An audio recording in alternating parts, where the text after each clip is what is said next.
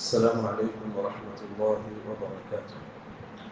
الحمد لله رب العالمين، وصلى الله على نبينا محمد وعلى آله وأصحابه أجمعين، أما بعد. اللهم رب اشرح لي صدري ويسر لي أمري واحلل عقدة من لساني يفقهوا قولي. سبحانك لا علم لنا إلا ما علمتنا إنك أنت العليم الحكيم. اللهم رب زدنا علما نافعا وعملا متقبلا ورزقا حلالا طيبا. പ്രിയമുള്ള സഹോദരന്മാരെ, നമ്മൾ ഇപ്പോൾ പഠിച്ചുകൊണ്ടിരിക്കുന്നത് അൽ ഉസൂൽ അസ്സലാസ എന്ന് പറയുന്ന കിതാബിന്റെ ചെറിയൊരു വിശദീകരണമാണ്. അത് നമ്മൾ അവസാനമായി എത്തി നിൽക്കുന്നത് അല്ലാഹുവാണ് റബ്ബ് എന്ന് സ്ഥിരപ്പെടുത്തുന്ന ആയത്തുകളുടെ അടുത്താണ്. കഴിഞ്ഞ ക്ലാസ്സിൽ അവസാനം സൂചിപ്പിച്ചത് അല്ലാഹുവാണ് റബ്ബ്. റബ്ബ് എന്ന് പറഞ്ഞാൽ അൽ ഖാലിഖുൽ മാലികുൽ മുദബ്ബിർ ലിജമീഇൽ അഷ്യാ. അതാണ് റബ്ബ് എന്ന് പറഞ്ഞത്. അൽ ഖാലിഖ്, എല്ലാത്തിനെയും സൃഷ്ടിച്ചവൻ. വൽ മാലിക്, ആ സൃഷ്ടിച്ചതിനെല്ലാം ഉടമപ്പെടുത്തുന്നവൻ. അതേപോലെ വൽ മുദബ്ബിർ, ഈ അള്ളാഹു സൃഷ്ടിച്ച് ഉടമപ്പെടുത്തിയ കാര്യങ്ങളെ നിയന്ത്രിക്കുന്നവൻ. ഇതിലാർക്കും കൈകടത്തലില്ല, അള്ളാഹ്ക്ക് മാത്രം. അതാണ് റബ്ബ് എന്ന് പറയുന്നത്. അപ്പൊ ആരാണോ റബ്ബ്, അവനെ മാത്രമേ നമ്മൾ ആരാധിക്കാൻ പാടുള്ളൂ എന്നതിലേക്കാണ് നമ്മുടെ ഷേഖ് കൊണ്ടുപോകുന്നത്. അപ്പൊ ആദ്യം റബ്ബ് അല്ലാഹുവാണ് എന്ന് സ്ഥിരപ്പെടുത്തുന്ന ദലീലുകൾ, അതാണ് നമുക്ക് ഈ ക്ലാസ്സിൽ വായിക്കാനുള്ളത്. ഷേഖ് പറയാണ് വദ്ദലീലു ഖൗലുഹു തആല, അതായത് അല്ലാഹുവാണ് റബ്ബ് എന്നതിന് തെളിവ്. ഒന്ന്, ومن آياته الليل والنهار والشمس والقمر لا تسجدوا للشمس ولا للقمر واسجدوا لله الذي خلقهن إن كنتم إياه تعبدون. സൂറത്തുൽ ഫുസ്സിലത്ത്. ഇതിൽ അല്ലാഹു സുബ്ഹാനഹു വതആല പറയാം വമിൻ ആയാതിഹി, അല്ലാഹുവിന്റെ ദൃഷ്ടാന്തങ്ങളിൽ പെട്ടതാണ്. നമ്മൾ പറഞ്ഞല്ലോ റബ്ബിനെ എങ്ങനെ തിരിച്ചറിയാൻ, നമുക്ക് കഴിഞ്ഞ ക്ലാസ് അവസാനം സൂചിപ്പിച്ചു. എങ്ങനെയാണ് റബ്ബിനെ തിരിച്ചറിയാൻ? റബ്ബിനെ തിരിച്ചറിയുന്നത് രണ്ട് രൂപത്തിലാണ്. ഒന്ന് അൽ ആയാതിഹി അശ്ശർഇയ്യ, അല്ലാഹുവിന്റെ ശർഈയായ ആയാത്തുകളെ കൊണ്ട്, അതായത് ഖുർആനും സുന്നത്തിലൂടെ. രണ്ട് അൽ ആയാത്തുൽ കൗനിയ്യ, പ്രാപഞ്ചികമായ അള്ളാഹുവിന്റെ സെറ്റപ്പുകളിലൂടെ അള്ളാഹുവിനെ തിരിച്ചറിയാം, റബ്ബിനാണെന്ന് അറിയാം. അതാണ് ഇവിടെ സൂചിപ്പിക്കുന്നത്. ഒമിൻ ആയാതിഹി, അള്ളാഹുവിന്റെ ദൃഷ്ടാന്തങ്ങളിൽ പെട്ടതാണ് അല്ലൈലു വന്നഹാർ, രാവും രാത്രിയും പകലും. രാത്രിയും പകലും അള്ളാഹുവിന്റെ ദൃഷ്ടാന്തങ്ങളിൽ പെട്ടതാണ്. അതേപോലെ വശംസു വൽ ഖമർ, സൂര്യനും ചന്ദ്രനും അള്ളാഹുവിന്റെ ദൃഷ്ടാന്തങ്ങളിൽ പെട്ടതാണ്. അതുകൊണ്ട് ലാ തസ്ജുദൂ ലിശ്ശംസി, നിങ്ങൾ സൂര്യന് സുജൂദ് ചെയ്യാൻ പാടില്ല. വലാ ലിൽ ഖമരി, ഖമറിനും ചന്ദ്രനും നിങ്ങൾ സുജൂദ് ചെയ്യാൻ പാടില്ല. വസ്ജുദൂ, എന്നാൽ നിങ്ങൾ സുജൂദ് ചെയ്യണം ലില്ലാഹി അല്ലദീ ഖലഖഹും, ഈ മേൽ പറയപ്പെട്ട കാര്യങ്ങളൊക്കെ സൃഷ്ടിച്ചവനായ അല്ലാഹുവിന്. ഇതാണ് റബ്ബിനെ സ്ഥിരപ്പെടുത്തുക. അല്ലാഹുവാണ് ഖാലിഖ്. നമ്മൾ പറഞ്ഞല്ലോ റബ്ബ് എന്ന് പറഞ്ഞാൽ അൽ ഖാലിഖ്, സൃഷ്ടിക്കുന്നവൻ. അല്ലാഹുവാണ് ഇതിനെല്ലാം സൃഷ്ടിച്ചത്. ഭൂമി ലോകത്ത് അല്ലാഹുവിന് പുറമെ വിളിച്ച് ആരാധിക്കപ്പെടുന്ന, അതല്ലെങ്കിൽ പ്രാർത്ഥിക്കപ്പെടുന്ന എന്തൊക്കെയുണ്ടോ അതൊക്കെ അല്ലാഹുവിന്റെ സൃഷ്ടികളിൽ പെട്ടതാണ്. ഇതിനൊക്കെ സൃഷ്ടിച്ചത് അല്ലാഹുവാണ്. അതുകൊണ്ട് എന്താ പറയുന്നത്, ഇതൊക്കെ അല്ലാഹുവിന്റെ ദൃഷ്ടാന്തങ്ങളിൽ പെട്ടതാണ്. അതുകൊണ്ട് നിങ്ങൾ എന്ത് ചെയ്യണം? അള്ളാഹുവിന്റെ സൃഷ്ടികളെല്ലാം നിങ്ങൾ വിളിക്കേണ്ടത്, മറിച്ച് അവകളെ സൃഷ്ടിച്ച അള്ളാഹുവിനെ വിളിക്കണം. ഇൻ കുൻതും ഇയ്യാഹു തഅ്ബുദൂൻ, നിങ്ങൾ അള്ളാഹുവിനെയാണ് ആരാധിക്കുന്നതെങ്കിൽ. ഒന്നാമത്തെ ആയത്ത്, ഈ ആയത്ത് സ്ഥിരപ്പെടുത്തുന്ന കാര്യങ്ങൾ ഒന്ന്, അള്ളാഹുവാണ് ഖാലിഖ്. ഖാലിഖ് എന്ന് പറഞ്ഞാൽ അർ-റബ്ബ്, അള്ളാഹുവാണ് ഇതിനൊക്കെ സൃഷ്ടിച്ച് ഉടമപ്പെടുത്തി പരിപാലിക്കുന്നത്. അതുകൊണ്ട് നിങ്ങൾ തിരിയേണ്ടത് അള്ളാഹുവിലേക്കാണ്, ഈ മഖ്ലൂഖിലേക്കല്ല. രണ്ടാമത്തെ ആയത്ത് ശൈഖ് റഹ്മത്തുള്ളാഹി തെളിവായി കൊടുത്തത് സൂറത്തുൽ അഅറാഫിലെ 54-ാമത്തെ ആയത്താണ്. ശൈഖ് അല്ലാഹു പറയാണ് ഇന്ന റബ്ബകുമുല്ലാഹു അല്ലദീ ഖലഖസ് സമാവാതി വൽ അർള ഫീ സിത്തതി അയ്യാം ثم استوى على العرش يغشي الليل النهار يطلبه حثيثا والشمس والقمر والنجوم مسخرات بأمره ألا له الخلق والأمر تبارك الله رب العالمين. ഇവിടെയും അള്ളാഹുവാണ് ഈ പ്രപഞ്ചത്തിന്റെ ഖാലിഖെന്നും അള്ളാഹുവാണ് ഈ പ്രപഞ്ചത്തിന്റെ റബ്ബെന്നും അള്ളാഹു സ്ഥിരപ്പെടുത്താണ്. അതുകൊണ്ട് നിങ്ങൾ ചെയ്യേണ്ടത് അള്ളാഹിനെ മാത്രമേ വിളിക്കാൻ പാടുള്ളൂ. അടുത്ത ശേഷം മടക്കുന്നത് അതെന്താ പറയുന്നത്? ഇന്ന റബ്ബക്കും, തീർച്ചയായും നിങ്ങളുടെ റബ്ബ്, ഐ നിങ്ങളെ സൃഷ്ടിച്ചവൻ, നിങ്ങളെ ഉടമപ്പെടുത്തിയവൻ, നിങ്ങളെ നിയന്ത്രിക്കുന്നവൻ അതാരാണ്? അല്ലാഹ്, അല്ലാഹുവാണ്. അല്ലത് എങ്ങനെയുള്ള അല്ലാഹു? ഖലഖസ് സമാവാതി വൽ അർദ്, ആകാശ ഭൂമികളെ സൃഷ്ടിച്ചവൻ. ഫീ സിത്തത്തി അയ്യാം, 6 ദിവസങ്ങളിലായി. ഇത് ഖുർആനിന്റെ പല നസ്സുകളിലും സ്ഥിരപ്പെട്ട കാര്യമാണ്. 6 ദിവസങ്ങളിലായിട്ടാണ് അല്ലാഹു 7 ആകാശങ്ങളെയും 7 ഭൂമികളെയും പടച്ചത്. അത് ഖുർആന്റെയും ഹദീസിന്റെയും നസ്സിൽ സ്ഥിരപ്പെട്ടതാണ്. അതെങ്ങനെ? അല്ലാഹു അഅലം, അല്ലാഹുവിന് യോജിച്ച രൂപത്തിൽ. അല്ലാഹു ഒരു ദിവസം ശ്രദ്ധിക്കാൻ പറ്റൂലേ? അല്ലാഹു കഴിവുള്ളവനാണ്. പക്ഷെ അല്ലാഹു യോജിച്ച രൂപത്തിൽ, അല്ലാഹുവിന്റെ ഹിക്മത്ത് അനുസരിച്ച് അല്ലാഹു പ്രവർത്തിക്കും. ഇന്നഹു, അല്ലാഹു ലാ യുസ്അൽ, ചോദ്യം ചെയ്യപ്പെടുകയില്ല. അത് അല്ലാഹുവിന്റെ ഇഷ്ടമാണ്. അത് ഇഷ്ടമുള്ളതുപോലെ അല്ലാഹു പ്രവർത്തിക്കും. 6 ദിവസങ്ങളിലായി അല്ലാഹു ആകാശഭൂമികളെ സൃഷ്ടിച്ചവനായ അല്ലാഹു ആണ് നിങ്ങളുടെ റബ്ബ്. അതുമല്ല, എന്നിട്ട് ആകാശഭൂമികളുടെ സൃഷ്ടിപ്പിന് ശേഷം അല്ലാഹു ഇസ്തിവാഅയി അലൽ അർശ്, അർശിന്റെ മേൽ അല്ലാഹു ആരോഹിതനായി. ഇതൊന്ന് വീണ്ടും പറയാം. യുഗ്ശിൽ ലൈല നഹാറ, അല്ലാഹു സുബ്ഹാനഹു വ തആല രാത്രി കൊണ്ട് മൂടി. യുഗ്ശിമ മൂടിക്കളയുക. രാത്രി കൊണ്ട് അല്ലാഹു മൂടി അന്നഹാറ, പകലിനെ. രാത്രി എപ്പോഴും സമാധാനത്തിന്റെ സമയം. വജഅലൽ ലൈല ലിബാസ, വജഅലൽ ലൈല ലിബാസ, രാത്രി അല്ലാഹു നിങ്ങൾക്ക് വിരിപ്പാക്കി തന്നിരിക്കുന്നു, വസ്ത്രമാക്കി തന്നിരിക്കുന്നു. രാത്രി എന്ന് പറഞ്ഞാൽ വിശ്രമിക്കാനുള്ള, റെസ്റ്റ് എടുക്കാനുള്ള സമയം. ഇതെന്താ പറഞ്ഞത്? അല്ലാഹു രാത്രിയെ പകലിനെ അല്ലാഹു രാത്രി കൊണ്ട് മൂടി. എന്നിട്ടോ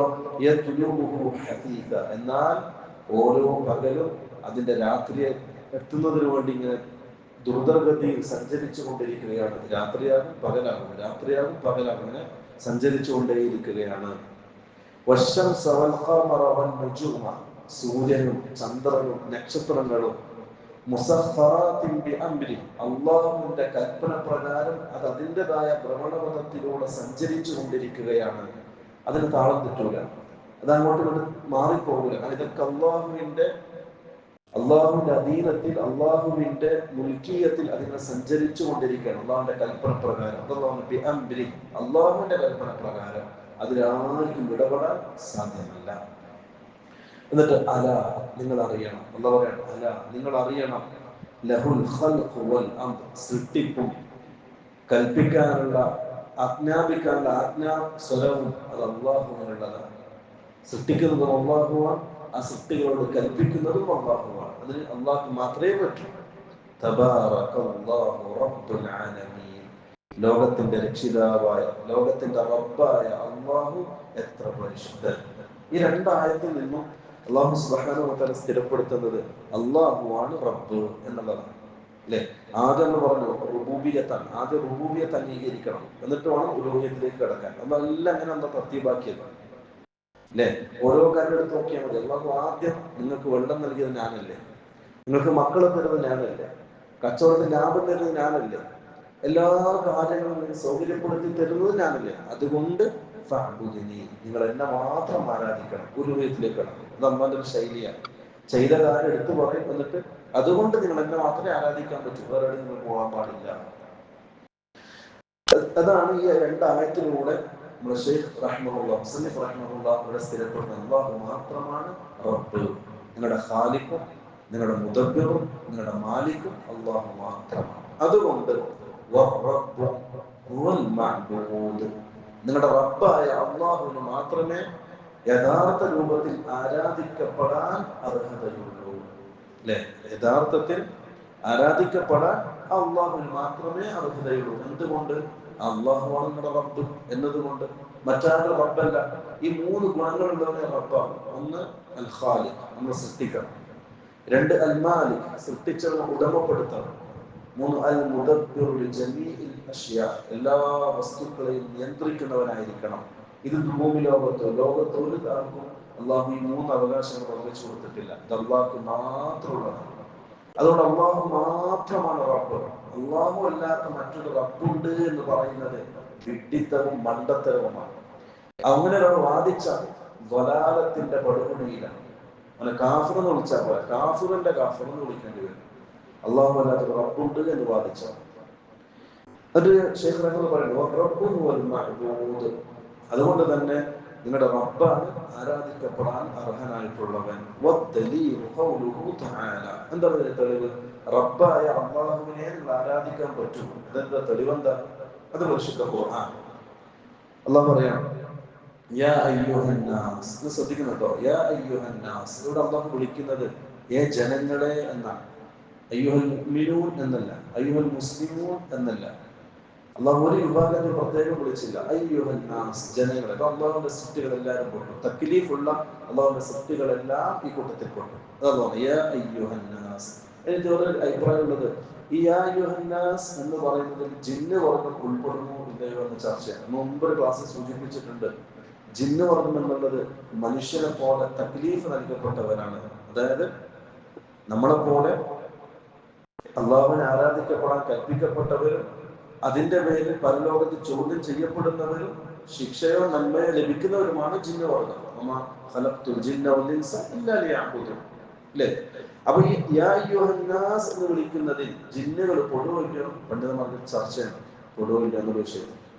എന്നിരുന്നാലും ഇടന്ന് വിളിക്കുന്ന യാ അയ്യുഹന്നാസ്, ജനങ്ങളെ എല്ലാവരെയും ഇത് പറയണം, നിങ്ങൾ ആരാധിക്കണം റബ്ബക്കും, നിങ്ങളുടെ റബ്ബിനെ.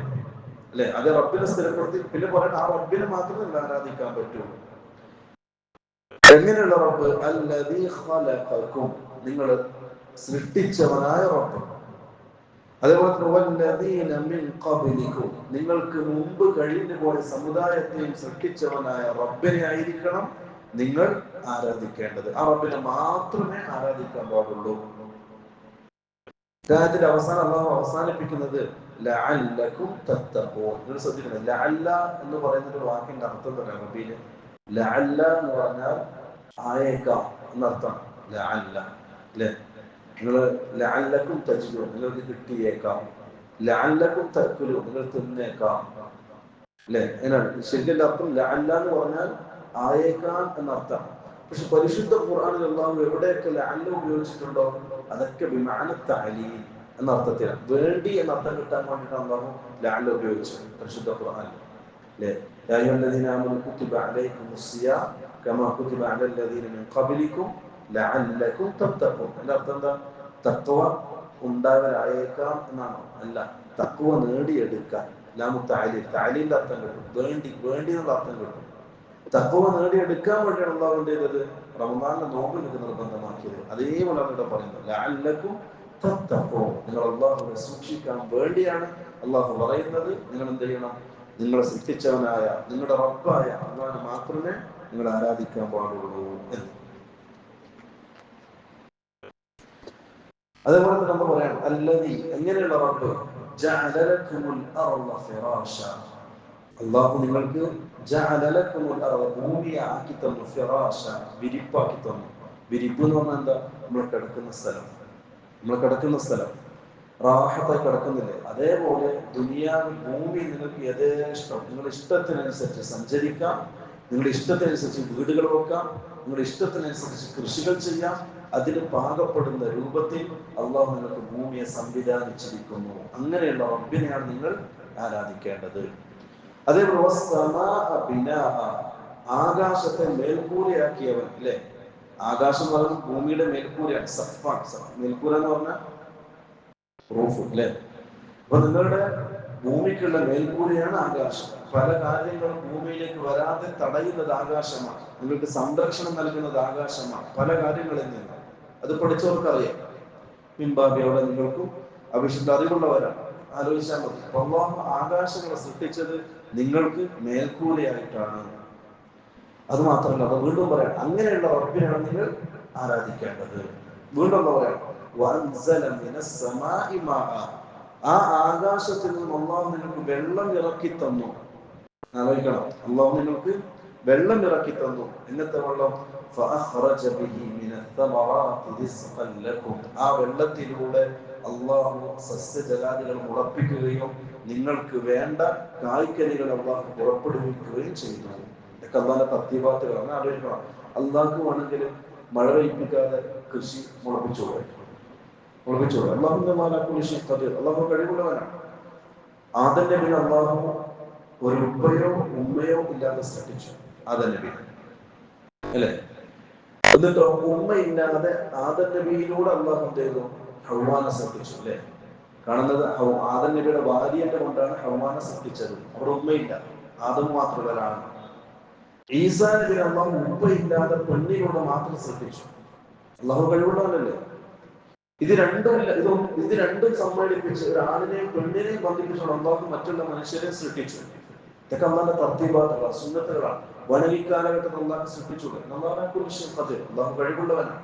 പക്ഷെ അള്ളാഹു എല്ലാത്തിനും എന്തെയും ഒരു സുന്നത്ത്, ഒരു തർത്തീബ് അള്ളാഹു എടുത്തു. എല്ലാത്തിനും കല്യാണം കഴിക്കാതെ മക്കളുണ്ടാവോ? ഇല്ല. അത് അള്ളാഹുടെ സുന്നത്ത് അങ്ങനെയാണ്. കല്യാണം കഴിച്ചാല് മക്കളെ കൊടുക്കൂ. അത് അള്ളാഹുടെ തർത്തീബ് അങ്ങനെയാണ്. ഒരാൾ കല്യാണം കഴിക്കാതെ മക്കളെ തന്നെ റബ്ബിനെ ദുആ ചെയ്താൽ നമ്മൾ പറയും ഞങ്ങൾ തന്നെ ദുആ ചെയ്ത് മോനെ തെളിവ് പറയും. ഇല്ല, അള്ളാഹുടെ സുന്നത്തിനെതിരാണ്. അള്ളാഹുടെ സുന്നത്ത് അള്ളാഹു ദുനിയാവിൽ അള്ളാഹു എല്ലാത്തിനും തർത്തീബ് വെച്ചിട്ടുണ്ട്. നിങ്ങൾ അങ്ങനെ തന്നെ ചെയ്യണം. കച്ചവടം ചെയ്യാൻ ഒരാളെ ലാഭം ഉണ്ടാക്കി തന്നെ റബ്ബിന് ദുആ ചെയ്യാൻ പറ്റും? ഇല്ല. അത് കച്ചവടം ചെയ്യണം, എന്നിട്ട് വേണം ദുആ ചെയ്യാൻ. അള്ളാഹു അങ്ങനെയാണ് ദുനിയാവിൽ തർത്തീബാക്കി വെച്ചിട്ടുള്ളത്. അതേപോലെ അല്ല പറയണം, നിങ്ങൾക്ക് മഴ വർഷിപ്പിക്കുകയും ആ മഴവെള്ളത്തിലൂടെ ഭൂമി അള്ളാഹു നിങ്ങൾക്ക് വേണ്ട കായ്കനികളെ മുളപ്പിച്ചു തരികയും ചെയ്തു. അങ്ങനെയുള്ള റബ്ബിനെയാണ് നിങ്ങൾ ആരാധിക്കേണ്ടത്. വീണ്ടും പറയണം, അങ്ങനെയുള്ള നിങ്ങൾ ആരാധിക്കേണ്ടതായ നിങ്ങളുടെ റബ്ബിന്റെ കൂടെ നിത്യകളെ പകരക്കാരെ നിങ്ങൾ സ്വീകരിക്കാൻ പാടില്ല. ഖുർആനിലെ ഏറ്റവും ആദ്യത്തെ കൽപ്പനയും ഏറ്റവും ആദ്യത്തെ നിരോധനവും ഈ ആയത്താണ്. സൂറത്തുൽ ബഖറയിലെ 21-ാമത്തെ 22-ാമത്തെ ആയത്ത്. ആദ്യത്തെ കൽപ്പന റബ്ബിനെ ആരാധിക്കണം. ആദ്യത്തെ നിരോധനം പകരക്കാരെ സൃഷ്ടിക്കാൻ പാടില്ല. തൗഹീദ് കൽപ്പനയും ശിർക്ക് ആദ്യത്തെ നിരോധനവും. നിങ്ങൾക്ക് അറിയാം അള്ളാഹുവാണ് പ്രപഞ്ചത്തെ സൃഷ്ടിക്കുന്നത്, ഈ പ്രപഞ്ചത്തെ ഭരിക്കുന്നതും അള്ളാഹുവാണ്, ഈ പ്രപഞ്ചത്തെ നിയന്ത്രിക്കുന്നതും അള്ളാഹുവാണ്. എന്നിരിക്കെ അള്ളാഹുവിന്റെ സൃഷ്ടികളിലേക്ക് നിങ്ങൾ പോകാൻ പാടില്ല എന്നർത്ഥം. ഇബ്നു കസീർ റഹിമഹുല്ലാഹി ആയത്തിനെ വിശദീകരിച്ചുകൊണ്ട് പറഞ്ഞു, ഖാല ഇബ്നു കസീർ റഹിമഹുല്ലാഹു തആല, ഇബ്നു കസീർ റഹിമഹുല്ലാഹ് പറയാണ്, അൽ ഖാലിഖു ലിഹാദിഹിൽ അഷ്യാ, ഈ പറയപ്പെട്ട എല്ലാ വസ്തുക്കളുടെയും സൃഷ്ടാവ്, ആകാശഭൂമികളുടെയും നക്ഷത്രങ്ങളുടെയും അതേപോലെ തന്നെ മറ്റുള്ള സകല വസ്തുക്കളുടെയും സൃഷ്ടാവായ അല്ലാഹു ഹുവൽ മുസ്തഹിഖു ലിൽ ഇബാദ, അവൻ മാത്രമാണ് ആരാധിക്കപ്പെടാൻ അർഹനായിട്ടുള്ളത്. ഇതാണ് ശൈഖ് റഹിമഹുല്ലാഹ് അവസാനമായി സ്ഥിരപ്പെടുത്തിയത്. ആദ്യം പറഞ്ഞു നിങ്ങളുടെ റബ്ബിനെയാണ് ആരാധിക്കേണ്ടത്. ആരാണ് റബ്ബ് എന്ന് പരിചയപ്പെടുത്തുന്നത്? ഈ റബ്ബ് അള്ളാഹു ആയതുകൊണ്ട് അള്ളാഹു മാത്രമാണ് ആരാധനക്ക് അർഹനായിട്ടുള്ളവൻ. മറ്റെല്ലാം അള്ളാഹുക്ക് പുറമെ ആരാധിക്കപ്പെടുന്ന സകലതും അർഹതയില്ലാതെ ആരാധിക്കപ്പെടുന്നവരാണ്. ഇന്ന് ഭൂമി ലോകത്ത് അള്ളാഹുക്ക് പുറമെ വിളിച്ച് പ്രാർത്ഥിക്കപ്പെടുന്നവർ, ആരാധിക്കപ്പെടുന്നവർ, അവരെല്ലാം അർഹതയില്ലാതെ ആരാധിക്കപ്പെടുന്നവരാണ്. അർഹമായി ആരാധിക്കപ്പെട്ട അർഹതയുള്ളതായിരിക്കാം അള്ളാഹ്ക്ക് മാത്രമേ ഉള്ളൂ. അതാണ് ഈ ആയത്തിലൂടെ ശൈഖ് സ്ഥിരപ്പെടുത്തുന്നത്. പിന്നെ അങ്ങോട്ട് പറയുന്നത് ഇബാദത്തുകളുടെ വിഭാഗങ്ങൾ, ഒരുപാട് ഇബാദത്തുകൾ എടുത്തെടുത്ത് പറയാം.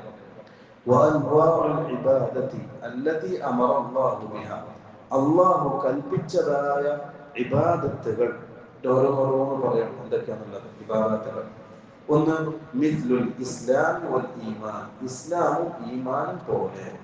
എന്താണ് ഇസ്ലാമും ഈമാൻ എന്ന് പറഞ്ഞാൽ? മനസ്സിലാക്കേണ്ട ഒരു ഖായിദയുണ്ട്. ഒരു ഖായിദയാണ് അറബിയിലുണ്ട്. ഖായിദ എന്താ വെച്ചാൽ, ഇസ്ലാമും ഈമാനും ഇത് രണ്ടും ഒന്നിച്ച് പറയപ്പെട്ടാൽ, ഒരു സ്ഥലത്ത് ഒന്നിച്ച് പറയപ്പെട്ടാൽ രണ്ടിന്റെ അർത്ഥം വേറെ പറയാം. ഒരു സ്ഥലത്ത് ഇസ്ലാം മാത്രം പറഞ്ഞു അല്ലെങ്കിൽ ഈമാൻ മാത്രം പറഞ്ഞു, അതിന്റെ അർത്ഥം രണ്ടും ഒന്നാണ്. ഉദാഹരണം പറയാം. അതായത് ഇവിടെ അല്ലാഹു ഇസ്ലാമും പറഞ്ഞു ഈമാനും പറഞ്ഞു അല്ലെ. പിന്നെ ഇന്നമൽ മുഅ്മിനൂന വൽ മുസ്ലിമൂൻ രണ്ട് കാണാം. ഇന്നമൽ മുഅ്മിനീന വൽ മുസ്ലിമാത്തി വൽ മുസ്ലിമീന അല്ലെ. മുഅ്മിനാത്തും കാണാം, മുസ്ലിമാത്തും കാണാം. രണ്ടും നമ്മൾ എടുത്തു പറഞ്ഞു. ഇത് വ്യത്യാസം പറയും. ഇവിടെ ഇസ്ലാം കൊണ്ട് ഉദ്ദേശിക്കുന്നത് അൽ അഅ്മാലു ളാഹിറ, പ്രകടമായി ചെയ്യേണ്ട അമലുകൾ. അതാണ് ഇസ്ലാം കൊണ്ട് ഉദ്ദേശിക്കുന്നത്. അതായത് 5 ഇസ്ലാം കാര്യങ്ങൾ, അഞ്ചും പ്രകടമായി ചെയ്യണം. നിസ്കാരം, നോമ്പ്, സകാത്ത്, ഹജ്ജ്, ഇതൊക്കെ പ്രകടമായി ചെയ്യേണ്ട കാര്യങ്ങൾ. അതാണ് ഇവിടെ ഇസ്ലാം കൊണ്ട് ഉദ്ദേശിക്കുന്നത്. അൽ അഅ്മാൽ അല്ലാഹിറ, പ്രകടമായ അഅമാലുകൾ, പ്രവർത്തനങ്ങൾ. വൽ ഈമാൻ, ഈമാൻ കൊണ്ട് അർത്ഥമാക്കുന്നത് അൽ അഅമാലുൽ ബാത്തിന, പുറത്ത് കാണാനുണ്ടാവില്ല, മനസ്സുകൊണ്ട് ചെയ്യേണ്ട അമലുകൾ. ഈമാൻ കാര്യങ്ങൾ ആവണം അല്ലേ? അൽ ഈമാനു ബില്ല, പുറത്ത് കാണാൻ പറ്റുമോ? ഇല്ല, മനസ്സുകൊണ്ടുള്ളതാണ്. അൽ ഈമാനു ബിൽ മലായിക, മലക്കുള്ള വിശ്വാസം ഹൃദയത്തിലാണ്. അൽ ഈമാനു ബിൽ കുതുബ് വർ റസൂൽ, ഇതെല്ലാം നമ്മുടെ മനസ്സിലുണ്ടാകേണ്ടതാണ്, പുറത്ത് കാണാൻ പറ്റാത്തതാണ്. ഇതിനാണ് ഈമാൻ കൊണ്ട് ഉദ്ദേശിക്കുന്നത്. അപ്പൊ ഈമാനും ഇസ്ലാമും വേർതിരിച്ച് പറഞ്ഞാൽ, ഒന്നിച്ച് പറയുകയാണ് ഇതിന്റെ അർത്ഥം. ഇസ്ലാം എന്ന് പറഞ്ഞാൽ അൽ അഅമാലുൽ ളാഹിറ, ഈമാൻ എന്ന് പറഞ്ഞാൽ അൽ അഅമാലുൽ ബാത്തിന. ഇനി ഏതെങ്കിലും ഇസ്ലാം മാത്രം കണ്ടു, ഇങ്ങനെയാണ് എന്താ മനസ്സിലാക്കേണ്ടത്? ഇതെല്ലാം ഇസ്ലാമിൽ പെട്ടു, ഈമാൻ കാര്യം പെട്ടു, ഇസ്ലാം കാര്യം പെട്ടു. അതാണ് ഖായിദ. ഇദ ഇജ്തമഅ ഇഫ്തറഖ വഇദ ഇഫ്തറഖ ഇജ്തമഅ. ഇത് രണ്ടും എന്താണ്? ഇബാദത്തുകളിൽ പെട്ടതാണ്. പിന്നെ വൽ ഇഹ്സാൻ, ഇഹ്സാൻ എന്ന് പറഞ്ഞാൽ എന്താ? ഇഹ്സാൻ എന്ന് പറഞ്ഞാൽ ഈമാൻ ആദ്യം മുസ്ലിം ആകണം, മുസ്ലിമായ പിന്നെ മുഅ്മിനാകണം, മുഅ്മിനായ മനുഷ്യൻ പിന്നെ പോകുന്ന ദർജയാണ് ഇത് മുഹ്സിൻ അല്ലേ? പ്രവാചകന്മാർ അല്ലാഹു സുബ്ഹാനഹു വ തആല പരിശുദ്ധ ഖുർആനിൽ ഒരുപാട് പ്രവാചകന്മാരുടെ കഥകൾ പറയുന്നുണ്ട്. എല്ലാ കഥ പറയുന്ന ശേഷം അവസാനം പറയുന്നത് ഇന്നഹു മിനൽ മുഹ്സിനീൻ, ആ പ്രവാചകൻ മുഹ്സിനികളുടെ കൂട്ടത്തിൽപ്പെട്ടാണ് അല്ലേ? ഇബ്രാഹിമിന്റെ കഥ പറഞ്ഞു പറഞ്ഞ് വതറക്ന അലൈഹി ഫിൽ ആഖിരീൻ സലാമുൻ അലാ ഇബ്രാഹിം ഇന്നാ കദാലിക നജ്സിൽ മുഹ്സിനീൻ. എന്താ മുഹ്സിൻ എന്ന് പറഞ്ഞാൽ? ടോപ്പ് ദർജ. നമ്മൾ മുഹ്സിനീങ്ങളാണ്. ആദ്യം മുസ്ലിമാണ്, പിന്നെ മുഅ്മിനാകണം, പിന്നെ മുഹ്സിനാകണം. മുഹ്സിൻ എന്ന് പറഞ്ഞാല് ജിബ്രീൽ അലൈഹിസ്സലാം റസൂലിന്റെ അടുക്കലേക്ക് ഒരു മനുഷ്യ രൂപത്തിൽ വന്നു. എന്നിട്ട് റസൂലുള്ളാഹി തങ്ങളോട് ചോദിച്ചു, എന്താണ് ഇസ്ലാം, എന്താണ് ഈമാൻ? ഇതിന്റെ റസൂൽ പറഞ്ഞു കൊടുത്തു. അതിനുശേഷം ജിബ്രീൽ ചോദിച്ചു, മൽ ഇഹ്സാൻ, എന്താണ് ഇഹ്സാൻ എന്ന് പറഞ്ഞാൽ? റസൂലുള്ളാഹി പറഞ്ഞു കൊടുക്കാൻ, അൻ തഅബുദല്ലാഹ കഅന്നക തറാഹു ഫഇൻ ലം തകുൻ തറാഹു ഫഇന്നഹു യറാക. നീ അള്ളാനെ പിന്നെ നേരിട്ട് കാണുന്നത് പോലെ നീ ജീവിക്കണം. ടോപ്പ് ദർജ, നല്ല ഔലിയാക്കളുടെ ദർജയാണ്. എല്ലാവർക്കും എത്താൻ പറ്റില്ല. അള്ളാഹു നിന്നെ കാണുന്ന, നീ അള്ളാനെ മുന്നിൽ കാണുന്നത് പോലെ നിസ്കരിക്കണം, അള്ളാനെ മുന്നിൽ കാണുന്നത് പോലെ നോമ്പെടുക്കണം. നിന്റെ ജീവിതം അള്ളാനെ നേരിട്ട് കാണുന്നത് പോലെ നീ ജീവിക്കണം. അതിന് സാധിക്കുന്നില്ല എങ്കിൽ അള്ളാഹു സദാസമയം നിന്നെ കണ്ടുകൊണ്ടിരിക്കുന്നുണ്ട്, നിന്നെ നിരീക്ഷിച്ചു കൊണ്ടിരിക്കുന്നുണ്ട് എന്ന ബോധ്യത്തോടുകൂടി ജീവിക്കുക. ഇഹ്സാൻ എന്ന് പറയാം. അതും ഇബാദത്ത്. അത് അള്ളാന്റെ വലിയകളുടെ ഔലിയാക്കളുടെ ഉയർന്ന ദർജയുള്ള സ്ഥാനം. നമ്മൾ അവിടെ എത്തണം, ഇഹ്സാന്റെ ദർജയിലെത്തണം. ഞാനും എൻ്റെ റബ്ബും. അത് എത്ര രഹസ്യ ജീവിതമാണെങ്കിലും, ആരും കാണാത്ത, ആരും കേൾക്കാത്ത, ഒറ്റപ്പെട്ട് നിൽക്കുന്ന സന്ദർഭത്തിലാണെങ്കിലും എൻ്റെ റബ്ബ് എന്നെ കാണുന്നുണ്ട്, എൻ്റെ റബ്ബന്റെ മുന്നിലുണ്ട് എന്ന ബോധ്യം നമുക്കുണ്ടാകണം. അങ്ങനെ ഉണ്ടായാൽ രക്ഷപ്പെടും. അവനാണ് മുഹ്സിൻ എന്ന് പറയുന്നത്. ആ ദർജയിൽ നമ്മളെത്തണം. അല്ലാഹു കാക്കട്ടെ, ആ ദർജ നമ്മൾ എത്തിക്കട്ടെ മരിക്കുന്നതിന് മുമ്പ്. പിന്നെ അല്ലാഹു ഓരോ ശൈഖ് റഹ്മത്തുള്ളാഹി ഓരോ ഇബാദത്ത് എടുത്ത് പറയും. അതേപോലെ ആ ഇബാദത്തിൽപ്പെട്ടതാണ് അദ്ദുആ, ദുആ എന്നുള്ളത്. നമുക്കറിയാം ദുആ എന്ന് പറഞ്ഞാൽ അറിയാം, ദുആ ഇബാദത്തിൽ ഏറ്റവും പ്രധാനപ്പെട്ട ഒന്നാണ് ദുആ. റസൂലുള്ളാഹി സ്വല്ലല്ലാഹു അലൈഹി വസല്ലം പറഞ്ഞു, അദ്ദുആഉ ഹുവൽ ഇബാദ, ദുആ അത് തന്നെയാണ് ഇബാദത്ത്. ഒരു ഹദീസ്. വേറെ ഹദീസിൽ അദ്ദുആഉ മുഖുൽ ഇബാദ, മുഖ് എന്ന് പറഞ്ഞാൽ മജ്ജ, മജ്ജയില്ലേ, എന്താ പറയാ മജ്ജ? എല്ലിൻ്റെ ഉള്ളിലുണ്ടാകുന്ന സാധനം. ഈ ദുആ എന്ന് പറഞ്ഞാൽ ഇബാദത്തിന്റെ മജ്ജത്, ഇബാദത്തിന്റെ അടിസ്ഥാനം ദുആയാണ്. കാരണം ഏറ്റവും കൂടുതൽ പയച്ചു പോകുന്നത് ദുആയിലൂടെയാണ്. എന്തുകൊണ്ടാണെന്നറിയോ? നിസ്കാരം ദുആ രണ്ട് രൂപത്തിലുണ്ട്. ഒന്ന് ദുആഉൽ ഇബാദ, രണ്ട് ദുആഉ മസ്അല. ദുആ ഇബാദ എന്ന് പറഞ്ഞാൽ ഒരു കാര്യം നമ്മൾ ചെയ്യുന്നു, എന്തിന്? അള്ളാഹുവിന്റെ കൂലി കിട്ടാൻ, അള്ളാഹുവിന്റെ നരകശിക്ഷന്ന് രക്ഷപ്പെടാൻ. ഉദാഹരണം നിസ്കാരം. നിസ്കാരം ദുആ ഇബാദയാണ്. ആ നിസ്കാരത്തിലൂടെ നമുക്ക് കിട്ടുന്ന ഗുണം എന്താ? അള്ളാഹു കൂലി തരും. ഒന്ന്. രണ്ട്, അള്ളാഹു നരകശിക്ഷ നമ്മളെ കാക്കും ഇല്ലേ? പിന്നെ പറയപ്പെട്ട നിസ്കാരത്തിന് വേണ്ടി പറയപ്പെട്ട മറ്റുള്ള പിന്നെ പ്രതിഫലങ്ങളൊക്കെ അള്ളാഹു നമുക്ക് നൽകും. അതിനാണ് ദുആഉൽ ഇബാദ എന്ന് പറയുന്നത്. ആ ഇബാദത്തിലൂടെ അള്ളാഹു നൽകിയ കാര്യങ്ങൾ ചോദിച്ചു വാങ്ങുക ആണ് ദുആഉൽ ഇബാദ അല്ലേ? നിസ്കാരത്തിലൂടെ സ്വർഗ്ഗം നേടിയെടുക്കുക, നരകമോചനം കരസ്ഥമാക്കുക, അതിനാണ് ദുആഉൽ ഇബാദ എന്ന് പറയുന്നത്. ഈ ദുആ ഇബാദ എന്ന് പറയുന്നത് അത് സാധാരണ ജനങ്ങൾ ആരും അള്ളാഹ്ക്കല്ലാതെ പോലെ ആർക്കും ചെയ്യൂല. കാരണം ഇത് കാര്യമില്ല, എല്ലാവർക്കും അറിയാം കൂലി നൽകുന്ന അള്ളാഹുവാണ്. ആരും പ്രതിഷ്ഠ ആരും ചെറുകടിലാണെങ്കിലും അള്ളാഹ്ക്കല്ലാതെ നിസ്കരിക്കുന്ന മനുഷ്യന്മാർ, അള്ളാഹ്ക്കല്ലാതെ നോമ്പെടുക്കുന്ന മനുഷ്യന്മാർ വളരെ കുറവ്. ബുദ്ധിയില്ലാത്ത മനുഷ്യന്മാരെ അങ്ങനെ ചെയ്യും ഉണ്ടാവില്ല. രണ്ടാമത്തത് ദുആ മസ്അല. ദുആ മസ്അല എന്ന് പറഞ്ഞാൽ നമ്മുടെ ആവശ്യങ്ങൾ അല്ലാഹുവോട് ചോദിച്ചു വാങ്ങുക. അതാണ് ദുആ മസ്അല. ഈ നമ്മുടെ ആവശ്യങ്ങൾ ചോദിച്ചു വാങ്ങുമ്പോൾ നമ്മുടെ ആവശ്യങ്ങൾ ഇങ്ങനെ ചോദിക്കുക. അപ്പൊ ആവശ്യങ്ങൾ പറയുന്നത് നമ്മുടെ ആവശ്യക്കാരൻ ആ കാര്യത്തിലേക്ക് ഇപ്പൊ നമുക്ക് പെട്ടെന്ന് കിട്ടണം. അപ്പൊ നമ്മൾ എന്ത് ചെയ്യും? സ്വാഭാവികമായി മനുഷ്യൻ പെട്ടെന്ന് കിട്ടുന്ന മാർഗത്തിലേക്ക് പോകും. അപ്പൊ മനുഷ്യൻ പിശാച് പ്രവേശിച്ച് പറയും, അള്ളാഹോട് ചോദിച്ചാൽ KSRTC ബസ്സിൽ പോകുന്ന പോലെ, ബെൻസ് പോയാൽ ഔലിയാക്കോട് ചോദിച്ചാൽ ബെൻസ് കാറിൽ പോകുന്നത് പോലെ എന്ന് തോന്നുന്നത് എന്തുകൊണ്ടാണ്? കാരണം മനുഷ്യൻ ഈ ആവശ്യങ്ങളിലേക്ക് ആവശ്യക്കാരൻ പെട്ടെന്ന് കിട്ടണം, അത് ചൂഷണം ചെയ്യും പിശാച്. അതിലൂടെ പിശാച് ശിർക്കിലേക്ക് പ്രവേശിക്കും. അതുകൊണ്ടാണ് ദുആന്റെ വിഷയത്തിൽ ഒരുപാട് പേര് ദലാലത്തിന് കാരണം. ദുആ ഇബാദ. ആരും അല്ലാഹ്ക്കല്ലാതെ നിസ്കരിക്കുന്ന ആരെയും കാണിച്ചാൽ ദുനിയാവ് ഇല്ല. അല്ലാഹ് ദുആ ചെയ്യുന്നവരെ ഇഷ്ടം പോലെ. എന്തുകൊണ്ട്? അപ്പോൾ മനസ്സിലായില്ലേ? അപ്പൊ മനുഷ്യന്റെ വികാരത്തെ ചൂഷണം ചെയ്യാം പിശാച്. അതിലൂടെയാണ് ശിർക്കിലേക്ക് പ്രവേശിപ്പിച്ചത് മനുഷ്യന്മാർ. ഇപ്പൊ ദുആ രണ്ട് രൂപത്തിലാണ്. ഇത് രണ്ടായാലും ഇബാദത്താണ്, അല്ലാഹ്ക്കല്ലാതെ ചെയ്യാൻ പാടില്ല. അതിൽ ഒരുപാട് തെളിവുകളും ശൈഖ് റഹ്മത്തുള്ളാഹി ഇവിടെ കൊടുക്കുന്നത്. ഇൻഷാ അല്ലാഹ് നമ്മളതിന്റെ തെളിവുകൾ പറയുന്ന കൂട്ടത്തിൽ നമുക്കത് വിശദീകരിക്കാം ഇൻഷാ അല്ലാഹ്. പിന്നെയുള്ളത് മനസ്സിലായി. അതുകൊണ്ട് ശൈഖ് പറഞ്ഞത് വൽ ഖൗഫ്, പേടി. വൽ ഖൗഫ്, ഖൗഫിന്റെ വിഷയം നമ്മൾ മനസ്സിലാക്കേണ്ടത് ഖൗഫ് പല വിഭാഗമാണ്. ഖൗഫ് പല വിഭാഗമുണ്ട്. ഈ പറയപ്പെട്ട കാര്യങ്ങളൊക്കെ ഇബാദത്താണ് എന്ന് തെളിവ് ഇൻഷാ അല്ലാഹ് അടുത്ത ക്ലാസ്സിൽ എൻ്റെ മത്തിൽ വായിക്കുമ്പോൾ ആ കൂട്ടത്തിൽ വരും. പക്ഷെ ഖൗഫ് എന്താണെന്ന് ചെന്ന് വിശദീകരിക്കാം. ഖൗഫ് പേടി. പേടി പല വിഭാഗങ്ങൾ. ഇബാദത്തായ പേടിയുണ്ട്, ശിർക്കായ പേടിയുണ്ട്, അനുവദിക്കപ്പെട്ട പേടിയും ഉണ്ട്. നമ്മൾ ശൈഖ് റഹ്മത്തുള്ളാഹി ഈ പേടിയെ മൂന്നായി തരം തിരിച്ചു. അതിലൊന്ന് ഖൗഫു തബീഇ, പ്രകൃതിപരമായി മനുഷ്യനുണ്ടാകുന്ന പേടി. ഉദാഹരണം, നമ്മളിങ്ങനെ ഇരിക്കുന്ന സമയത്ത് പാമ്പ് വന്നു, സ്വാഭാവികമായിട്ടും ഉണ്ടാവും പേടിയുണ്ടാവും. അത് മനുഷ്യ സഹജമായി ഉണ്ടാകുന്ന പേടിയാണ്, അത് അനുവദിക്കപ്പെട്ടതാണ്. ഒരു സിംഹം വന്നു, നമ്മൾ മുമ്പിൽ ഇരിക്കോ? ഇല്ല, ഓടും. എന്തുകൊണ്ട്? പേടിച്ചിട്ട്. ആ പേടി അനുവദിക്കപ്പെട്ട പേടിയാണ്. അതേപോലെ തന്നെ വെള്ളപ്പൊക്കം വരാം, വെള്ളത്തിന് മുങ്ങി വലിക്കാൻ പോകുന്ന മോട്ട് രക്ഷപ്പെടാൻ നോക്കൂലേ? എന്തുകൊണ്ട്? പേടിച്ചിട്ട്. അതും അനുവദിക്കപ്പെട്ട പേടിയാണ്, സ്വാഭാവിക മനുഷ്യനുണ്ടാകുന്ന പേടിയാണ്. രണ്ടാമത്തത് അൽ ഖൗഫുൽ ഇബാദ, ഇബാദത്തായ പേടി.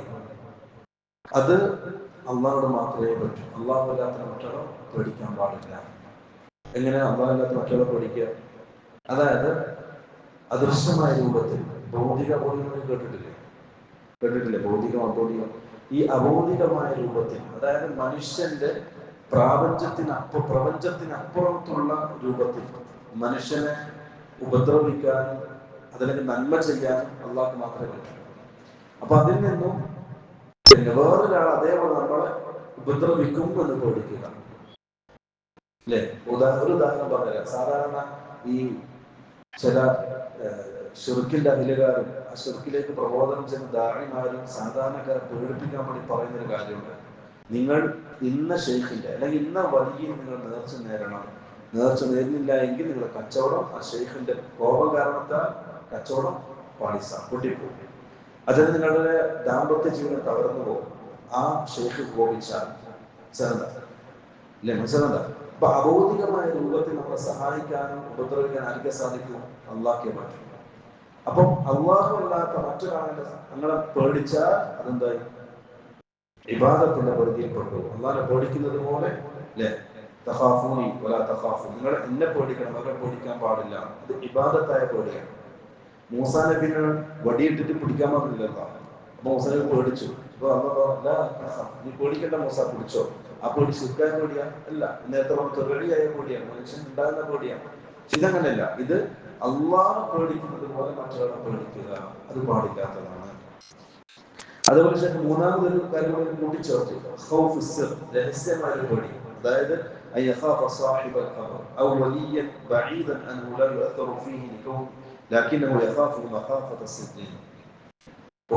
ശ്രദ്ധിച്ചാൽ ചില ജാറത്തിനടുക്കിലേക്ക് പോകുമ്പോൾ പെണ്ണുങ്ങൾ കുറച്ച് ഭൗതികത കൂടും. അവരെന്ത് ചെയ്യും? തലയിൽ തട്ടോടും കുറച്ചൊരു ഖുശൂ കാണിക്കുന്നതാണ്. അതിന് രഹസ്യമായ പൊടി. ആ വലിയ ദേഷ്യം ഉണ്ടാവോ, ആ വലിയ വെറുപ്പ് തോന്നോ എന്ന് പേടിക്കാം. അതും ശിർക്കിന്റെ പേടിയിൽപ്പെട്ടതാണ്. ഇങ്ങനെ പേടിയെ നമ്മൾ ശൈഖ് റഹ്മത്തുള്ളാഹി ഒത്തിരി വിഭാഗങ്ങളാക്കിയിട്ടുണ്ട്. അതിൽ ആദ്യത്തെ പേടി തബഈയായ മനുഷ്യ സഹജമായി ഉണ്ടാകുന്ന പേടി, അത് മാത്രമേ അനുവദിക്കപ്പെട്ടിട്ടുള്ളൂ. അതല്ലാത്ത രഹസ്യമായ പേടിയും അതല്ലെങ്കിൽ ഈ പറഞ്ഞതുപോലെ അബോധികമായ രൂപത്തിൽ എന്തെങ്കിലും പേടിക്കുക എന്നുള്ളത് ശിർക്കിന്റെ ഗണത്തിൽപ്പെടുന്നതാണ്, പാടില്ലാത്തതാണ്. പിന്നെ അടുത്തതായി ഒരു വിഭാഗത്തിൽ ശൈഖ് റഹ്മത്തുള്ളാഹി കൊടുത്തിട്ടുള്ളത് പ്രതീക്ഷ. നിങ്ങൾ അള്ളാഹുവിൽ മാത്രമേ പ്രതീക്ഷ അർപ്പിക്കാൻ പറ്റൂ. അള്ളാഹുവില്ലാത്ത മറ്റൊന്നും പ്രതീക്ഷിക്കാൻ പാടില്ല. അതിന്റെ തെളിവും കാര്യങ്ങളൊക്കെ എന്റെ മത്തിൽ പറയും. അതിനുശേഷമുള്ള വിവാദത്ത് തവക്കുൽ നമ്മൾ പഠിക്കേണ്ട ഒരു വിഷയമാണ്. ഈ തവക്കുൽ എന്ന് പറഞ്ഞാൽ അത് കുറെ വിഭാഗങ്ങളുണ്ട്. യഥാർത്ഥത്തിൽ ശരിയായ തവക്കുൽ എന്താ അറിയുക? ഹൃദയം അള്ളാഹുവിലേക്ക് ബന്ധിപ്പിക്കുക. എന്നിട്ടോ അള്ളാഹു ഏൽപ്പിച്ച കാര്യം നമ്മൾ പൂർത്തീകരിക്കുക. ഇതാണ് തവക്കുലിന്റെ അടിസ്ഥാനം. രണ്ടും വേണം.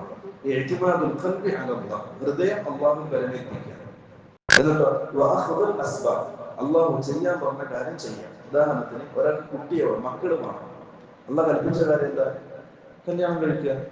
ആദ്യം എന്ത് ചെയ്യണം? കല്യാണം കഴിക്കണം. കല്യാണം കഴിച്ചു കൊണ്ട് കുട്ടി ഉണ്ടാവും? കുട്ടി തന്നെ അള്ളാഹുവാണ്. നിങ്ങൾക്ക് കഴിവുണ്ട്, ശക്തി വെച്ച് കുട്ടി ഉണ്ടാവും? ഇല്ല. ആദ്യം കല്യാണം കഴിക്കണം. അള്ളാഹു പറഞ്ഞ കാര്യം ആ സബബ് നിങ്ങൾ പൂർത്തീകരിക്കണം. എന്നിട്ട് എന്ത് ചെയ്യണം? ബാക്കി അള്ളാഹുവിലേക്ക് തവക്കുലാക്കണം. അള്ളാഹു കൂടി തരും. ഇത് രണ്ടും വേണം. ഇതിനാണ് തവക്കുൽ എന്ന് പറയുന്നത്. അതേപോലെ ഒരാൾ കച്ചവടം ചെയ്യണം. അയാൾ ആദ്യം എന്ത് ചെയ്യണം? കച്ചവടം തുടങ്ങണം. അനുയോജ്യമായ സ്ഥലം കണ്ടെത്തണം. കച്ചവടം തുടങ്ങണം. എന്നിട്ട് എന്ത് ചെയ്യണം? അള്ളാഹുവിലേക്ക് തവക്കുലാക്കണം. ഒരാൾ കച്ചവടം തുടങ്ങാതെ സമ്പത്ത് തരുന്ന ലാഭം തരുന്ന പറഞ്ഞാൽ അതെന്താണ്? വിഡ്ഢിത്തന്നെ പറയും, തവക്കുൽ എന്ന് പറയുന്നത്. ഇത് തെളിവെന്താറിയോ? അബ്ദുല്ലാഹി ഇബ്നു ഉമർ റളിയല്ലാഹു അൻഹു ഉദ്ധരിക്കുന്ന ഒരു ഹദീസാണ്. പല റിവായത്തിലും വന്നിട്ടുണ്ട്. ഒരു സഹാബി റസൂലുള്ളാഹിയുടെ പള്ളിയിലേക്ക് വന്നു. എന്റെ റസൂൽ ചോദിച്ചു, റസൂലേ, ഈ ഒട്ടകത്തിന്റെ മേലെ വന്നേ ചോദിച്ചു. റസൂലേ, ഞാൻ ഈ ഒട്ടകത്തിനോട് കെട്ടിയിടണോ അതല്ല അള്ളാഹുവിനെ തവക്കുലാക്കിയാൽ മതിയോ? ഇത് കെട്ടിയിട്ടിട്ട് പോകണം, അതല്ല അള്ളാഹുവിനെ തവക്കുലാക്കി ഞാൻ എന്റെ മണിക്കൂർ തിരിച്ചു ഒട്ടകം ഉണ്ടോ എന്ന് അറിയണോ? പിന്നെ അള്ളാഹുവിനെ തവക്കുലാക്കണോ അതല്ല എന്നെ കെട്ടിയിടണോ? റസൂലിന്റെ പറഞ്ഞറിയോ? ആദ്യം നീ കെട്ടിയിടും, നീ ചെയ്യേണ്ട പണി നീ ചെയ്യും, എന്നിട്ട് നീ തവക്കുലാക്കുക. ഇതാണ് തെളിവ്. അള്ളാഹു കൽപ്പിച്ച കാരണങ്ങൾ സ്വീകരിക്കുകയും അതിനോട് ഹൃദയം അള്ളാഹുവിലേക്ക് ബന്ധിപ്പിക്കുകയും ചെയ്യുക. ഇതാണ് മധ്യമമായ നിലപാട്. ഇങ്ങോട്ടും പോകാൻ പാടില്ല, ഇങ്ങോട്ടും പോകാൻ പാടില്ല. ഒരാള് പരിപൂർണ്ണം അള്ളാഹുവിലേക്ക് തവക്കുലാക്കി, പക്ഷെ കല്യാണം കഴിച്ചിട്ടില്ല, മക്കളെ പരിപൂർണ്ണം നീ തവക്കുലാക്കുന്നില്ല, മക്കളെ കൊടുക്കുക. എന്നാ കഴിവുള്ള നഷ്ടത്തെ കൊടുക്കോ? ഇല്ല. മുമ്പ് പറഞ്ഞു. കാരണം അള്ളാഹു എല്ലാത്തിനും സബബ് നിശ്ചയിച്ചിട്ടുണ്ട്. അല്ലേ? മറിയം ബീവിക്ക് അള്ളാഹു റിസ്ക് കൊടുത്തില്ലേ? മറിയം ബീവി അധ്വാനിക്കാൻ പോയിട്ടാ, കൃഷി ചെയ്യാൻ പോയിട്ടാ? അല്ല. അള്ളാഹു സബബുകൾ കൂടാതെ സഹായിക്കാൻ നമുക്ക് പറ്റും. അള്ളാഹ് ചെയ്യും. അള്ളാഹു ഖാദിറാണ്. പക്ഷെ അള്ളാഹു എല്ലാത്തിനും എന്ത് ചെയ്തിട്ടുണ്ട്? ഒരു സബബ് നിശ്ചയിച്ചിട്ടുണ്ട്. ഈ സബബിൽ നിന്ന് പുറത്തായിട്ട് വരുമ്പോൾ എന്ത് പറയാം? മുഅ്ജിസത്തെന്നും കറാമത്തെന്നും നമ്മൾ പറയാം. അല്ലെ? മനുഷ്യന്റെ അസാധാരണ സംഭവം, മനുഷ്യ കഴിവിന് അതീതമായ അസാധാരണ സംഭവങ്ങൾക്കാണ് ഒന്നുകിൽ മുഅ്ജിസത്ത് അല്ലെങ്കിൽ കറാമത്ത് എന്ന് നമ്മൾ പറയുന്നത്. അത് ഇന്ന് പുറത്താണ്. ബാക്കിയെല്ലാം അള്ളാഹു സബബ് നിശ്ചയിച്ചിട്ടുണ്ട്. എന്നൊരാള് പിന്നെ അതൊന്നുമില്ല, അള്ളാഹുവിനെ തവക്കുലാക്കിയിട്ടില്ല. അദ്ദേഹം കച്ചവടം തുടങ്ങി, പരിപൂർണമായി കച്ചവടത്തിൽ ആശ്രയിച്ചു. കാരണം അദ്ദേഹം പറയാം, ഞാൻ നല്ല സ്ഥലം നോക്കിയിട്ട് എടുത്തത്. ഈ കാലഘട്ടത്തിൽ ഈ സീസണിൽ അനുയോജ്യമായ വസ്തുവാണ് കച്ചവടം ചെയ്യുന്നത്. എന്തായാലും ലാഭം ഉണ്ടാവും. ആ വസ്തുക്കളിൽ അമിതമായി അവലംബിച്ചു. പറ്റുമോ? അതും പാടില്ലാത്തതാണ്. രണ്ടുമാണ്. അതിന് ശേഖ് റഹ്മത്തുള്ളാഹി തവക്കുൽ ചില വിഭാഗങ്ങളാക്കി തിരിച്ചു. ജസ്റ്റ് നമുക്ക് ഇൻഷാ അല്ലാഹ് നിർത്താം. ശേഖ് പറയാണ്, തവക്കുൽ ചില വിഭാഗങ്ങളാണ്. അതിൽ ഒന്നാമത്തത് നമ്മൾ പറഞ്ഞതുപോലെ അതാണ് ഈമാനിന്റെ പൂർത്തീകരണം. ആ തവക്കുൽ ഈമാനിൽ പെട്ടതാണ്. അതാണ് അല്ലാഹു സുബ്ഹാനഹു വ തആല പറഞ്ഞത്, വഅലൈഹി ഫതവക്കലു ഇൻ കുൻതും മുഅ്മിനീൻ. ഈമാനിന്റെ പൂർത്തീകരണമാണ് ഈ തവക്കുൽ. കാര്യങ്ങൾ നമ്മൾ ചെയ്യുക, ബാക്കി അല്ലാഹുവിലേക്ക് പരമേൽപ്പിക്കുക. രണ്ടാമത്തത് توكل السر بأن يعتمد على ميت في جلب منفعة أو دفع مضرة فهذا شرك أكبر. ഒരാൾ ഒരു മയ്യത്തിന് തവക്കുലാക്കാം, അല്ലെങ്കിൽ ഒരു വലിയ മരിച്ചു പോയ വലിയ മയ്യത്ത്, ആ മയ്യത്ത് എനിക്കത് ഉപകാരം ചെയ്യും അല്ലെങ്കിൽ എനിക്കത് ഉപദ്രവം ചെയ്യും എന്ന് തവക്കുലാക്കും. ഏത് പോലെ അറിയോ, നമ്മൾ അറിയാതെ നമ്മുടെ നാട്ടിൽ നടക്കുന്ന ചില സമ്പ്രദായങ്ങളുണ്ട്. ഒരാൾ ദുബൈയിലേക്ക് പോകണം ജോലിക്ക് വേണ്ടിയിട്ട്, അയാൾ എന്ത് ചെയ്യും? സ്വാഭാവികമായൊരു ഒരു നോർമൽ മനുഷ്യനാണെങ്കിൽ തൗഹീദ് ഉൾക്കൊള്ളാത്ത മനുഷ്യനാണെങ്കിൽ ആദ്യം മൂന്നും ജാറത്തിലേക്ക് പോകും, ഉള്ളടത്തേക്ക് പോകും. ഉള്ളടം ജാറ സംരക്ഷിക്കാൻ എന്ത് ചെയ്യും? ആ പോകുന്ന എന്തിനാ? പരിപൂർണമായ ആ ജാറത്തിന്റെ ഷെയ്ഖിന് തവക്കുലാക്കാണ്. എനിക്ക് അവിടെ പോയി ജോലി കിട്ടുന്നത് ഈ ഷെയ്ഖിന്റെ ബർക്കത്ത് കൊണ്ടാണ്. എനിക്ക് അവിടെ പോയി നല്ല ജോലി സമൃദ്ധി ലഭിക്കുന്നത് ഈ ഷെയ്ഖിന്റെ ബർക്കത്ത് കൊണ്ടാണ്. അതിലേക്ക് തവക്കുലാക്കാണ്. നമ്മൾ അറിയാതെ തവക്കുൽ ചെയ്യാം. സാധാരണക്കാർക്ക് ചിലപ്പോൾ നിശ്ചയമാവുന്നില്ല. അത് ശിർക്കുൻ അക്ബർ, മുഖ്രിജുൻ അനിൽ മില്ല. ഇസ്ലാമിനെ പുറത്താക്കി കളയുന്ന, നരകം ശാശ്വതമാക്കി കളയുന്ന, സ്വർഗം ഹറാമാക്കി കളയുന്ന ശിർക്കുൽ അക്ബറിൽ പെട്ടതാണ്. അതും പാടില്ലാത്തതാണ്. മൂന്നാമത്തത് അത്തവക്കുൽ അലൽ ഗൈരി ഫീമാ യതസറഫ് ഫീഹിൽ മുതവക്കിൽ ബിഹൈസു യനൂമു ഗൈറുഹു. എന്നുവെച്ചാൽ ഉദാഹരണത്തിന് ഇതേപോലെ മയ്യത്തോ ഇതിലൊന്നുമില്ല, മറിച്ച് പൈസയുടെ മേൽ അമിതമായി തവക്കുലാക്കുക. അയാൾ പറയാം അവർക്ക് കുറെ പൈസ ഉണ്ട്, ആ പൈസയിലൂടെ ഞാൻ എന്ത് ചെയ്യും? പലതും ഉണ്ടാക്കും. പറ്റുമോ? ആ പൈസയിൽ അവലംബിക്കാൻ പറ്റുമോ തവക്കുൽ?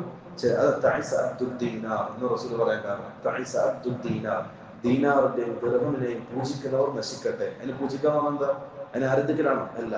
അതിനുള്ള കാര്യങ്ങൾ സാധിക്കും എന്ന് വിശ്വസിക്കുന്നവർ, അതിൽ പരിപൂർണമായി തവക്കുൽ കൊടുക്കുന്നവർ.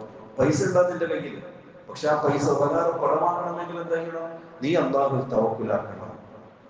കാര്യങ്ങൾ നടത്തുന്ന അല്ലാഹുവാണ്. ഈ പൈസയെ സബബാക്കിക്കൊണ്ട് എന്നേ കാണാൻ പറ്റും. പൈസ ഉള്ളത് കൊണ്ട് ഞാൻ രക്ഷപ്പെട്ടു പറയാൻ പറ്റും, പൈസ ഉള്ളത് കൊണ്ട് ഞാൻ നന്നായി പറയാൻ പറ്റും? ഇല്ല. ഏതുപോലെ ഗുളിക കുടിച്ചാൽ ഒരു അസുഖം മാറും, അല്ലെ? ഗുളിക കുടിച്ചാൽ അസുഖം മാറും. അത് അസുഖം മാറ്റുന്ന ആരും ഗുളികയാണ്?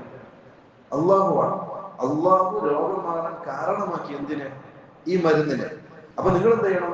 ഈ മരുന്ന് കുടിക്കണം, ഹൃദയം അള്ളാഹു തവക്കുലാക്കണം. ഒരാളെന്ത് ചെയ്തു? അള്ളാഹു തവക്കുലാക്കിയില്ല, ഈ മരുന്നാണ് എന്റെ രോഗം മാറ്റിയത്, ഈ മരുന്നിലേക്ക് അവലംബിച്ചു, തവക്കുലാക്കി. പറ്റും? അതും ശിർക്കിന്റെ ഗണത്തിൽപ്പെട്ടതാണ്.